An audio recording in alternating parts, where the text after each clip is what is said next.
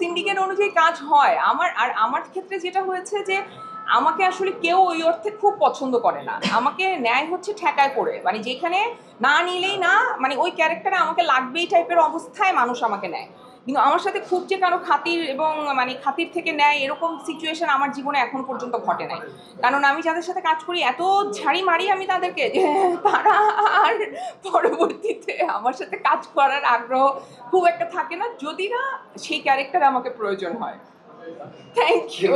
আরেকটা জিনিস, এই যে সর্বশেষ সিনেমা নিয়ে কথা বলবো, দর্শক কেন হলে আসবে, দর্শক কিন্তু এখন উৎসব, এটা কিন্তু আমি বলছি তখন। এখানে একটু হ্যাঁ, বললাম না যেমন বলেন এতগুলো সিনেমা এই যে দেখেন এটা একটা নারী প্রধান গল্প, বাংলাদেশে খুবই কম হয় নারী প্রধান গল্প। সো আপনারা আসেন, এরকম একটা গল্পকে সাপোর্ট করেন। আর যারা ক্রাইম থ্রিলার পছন্দ করেন, মার্ডার মিস্ট্রি পছন্দ করেন, তারা অবশ্যই দেখতে পারেন, আপনাদের অবশ্যই ভালো লাগবে, আমি এটুকু বলতে পারি। কারণ আপনারা যদি রিভিউ দেখেন, রিভিউতে সবাই আসলে বলেছে যে গল্পের গাঁথনি খুব ভালো, ডিরেক্টরের ডিরেকশন খুব ভালো, ব্যাকগ্রাউন্ড মিউজিক খুব ভালো। সো আপনারা এসে দেখেন, আপনাদের ভালো লাগবে। সব ধরনের ছবি দেখার প্র্যাকটিস থাকাটা খুব জরুরি।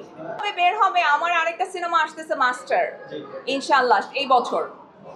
আচ্ছা, লাস্ট আমি একটা কোশ্চেন করি, সেটা হচ্ছে দুজনেই লাখ সুন্দরী, অনেকে ইয়েস, আমরা লাক্স সুন্দরী। হ্যাঁ, আবার লাখ সুন্দরী। আপনি অভিনয়ে নিজেকে একটা পর্যায়ে নিয়ে গিয়েছেন এবং জাতীয় চলচ্চিত্র পুরস্কার প্রাপ্ত অভিনেত্রী, অভিনেত্রী।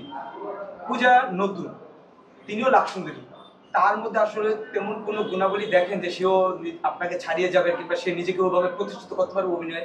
সে তার মতো করে তাকে প্রতিষ্ঠিত করবে। তার সবচাইতে বড় যেটা আমার ভালো লেগেছে কোয়ালিটিতে, সেটা হচ্ছে যে শেখার ইচ্ছা আছে, আর মানে ভালো কিছু করতে যাওয়ার ইচ্ছা আছে, এটা সবচেয়ে ইম্পর্টেন্ট।